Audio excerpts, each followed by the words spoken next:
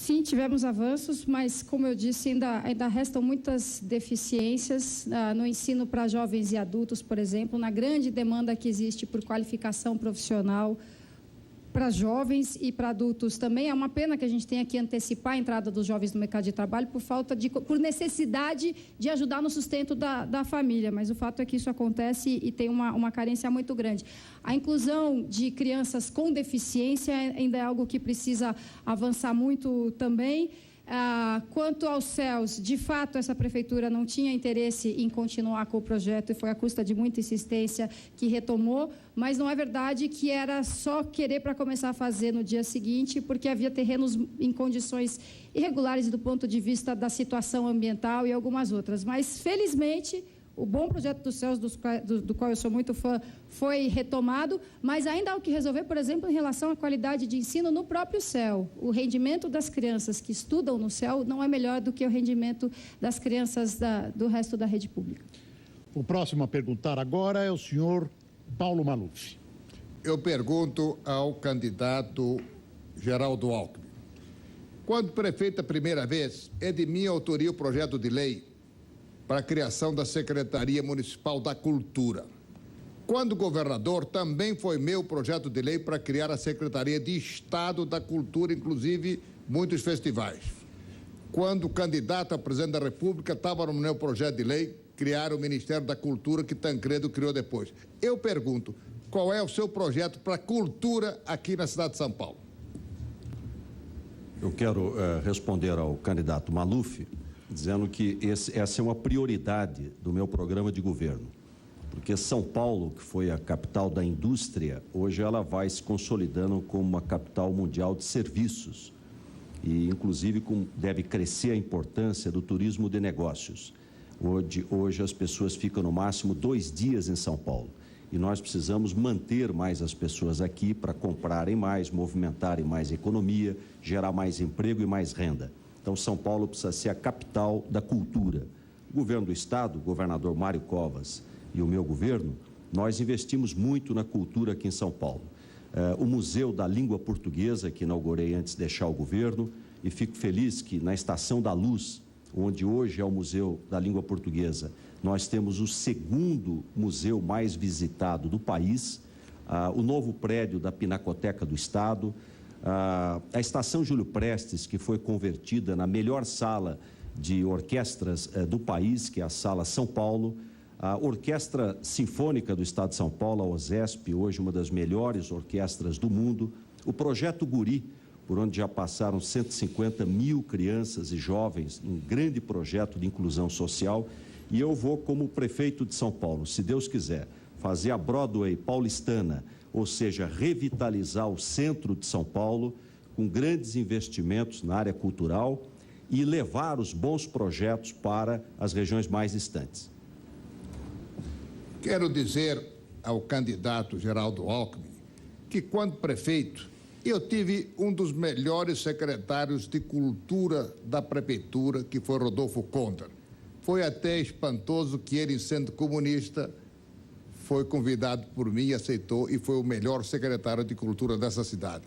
Nós fazíamos 1000 eventos, não eram eventos elitistas, não, 1000 eventos por mês, de fotografia, de escultura, de música, em todos os bairros. No último ano da minha gestão, fizemos 12 mil eventos. Portanto, eu vou transformar São Paulo na capital da cultura brasileira. Cultura clássica, cultura de escultura, cultura da fotografia, cultura da música popular, cultura da música sertaneja, ou seja, a cultura tem que fazer parte do DNA do paulistano. A cultura é uma prioridade do meu programa de governo. Nós vamos descentralizar a virada cultural.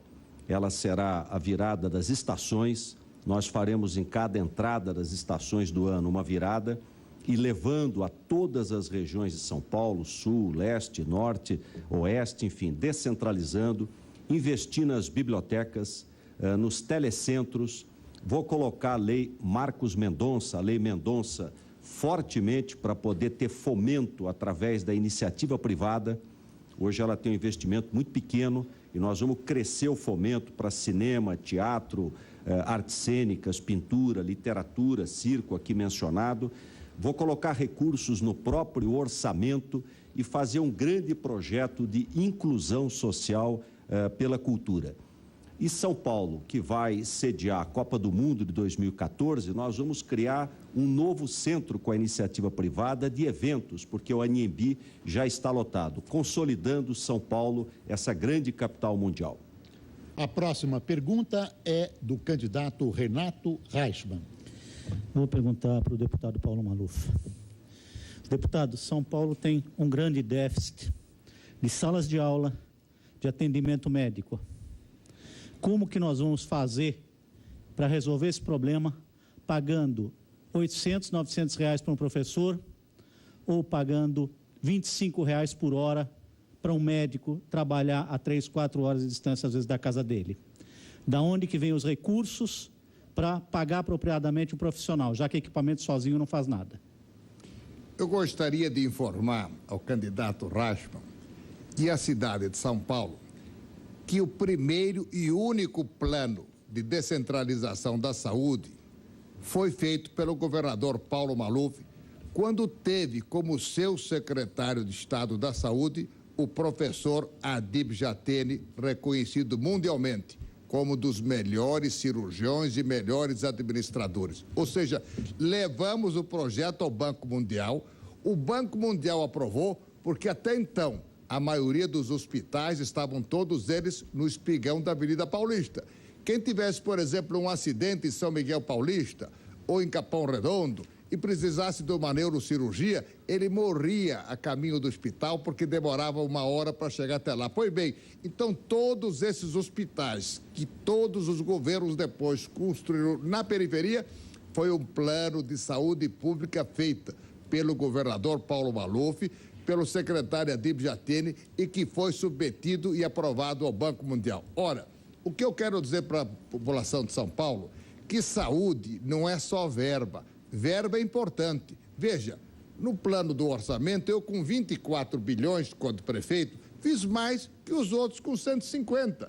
Ou seja, é gestão. Ou você administra a prefeitura como uma empresa, como um condomínio, ou então você vai ter, infelizmente, deficiências em todo o setor.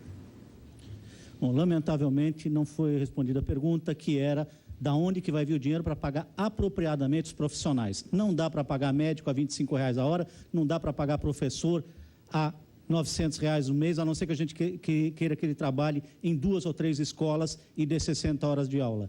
Eu acho que existe aqui uma injustiça tributária. São Paulo é 16% da economia do país, a arrecadação tributária do país é 1 trilhão, o nosso orçamento é 2,5%, não 16%. Tem parte que a União precisa, mas o prefeito de São Paulo, pelo menos na minha administração, vai usar o peso de 16% do PIB do país, de 35% da receita do Estado de São Paulo, para fazer o governo federal e o governo estadual colaborarem muito mais com a prefeitura aqui, pagar muito mais conta. Há muito tempo que eu não vejo uma placa aqui feita pelo governo federal, feita pelo governo estadual. É tudo a prefeitura que banca. Olha, eu fico muito agradecido ao candidato Reichmann de me dar essa oportunidade de relembrar a população que quem melhor pagou os médicos da Prefeitura de São Paulo foi o prefeito Paulo Maluf. Quando eu assumi, os médicos ganhavam em média R$1.000 por mês. E quando os médicos diziam que tinham que ter 5 empregos, eu perguntava, como é que vocês vão trabalhar em 5 empregos? Então eles diziam, mas doutor Maluf, ganhamos tão pouco que ou a gente está em 5 empregos. E eu disse então para eles, bom, então vocês fingem que trabalham e a população finge que é atendida. Então eu aumentei e para 40 horas semanais, 5 dias a 8 horas, eu aumentei o salário de 1.000 para R$6.000 e para 20 horas semanais para R$3.000 por mês. Ou seja, eu posso dizer provadamente e comprovadamente que o prefeito Paulo Maluf foi o quem melhor pagou os médicos, as enfermeiras e os assistentes sociais na prefeitura. A próxima a perguntar é a candidata Soninha Francini.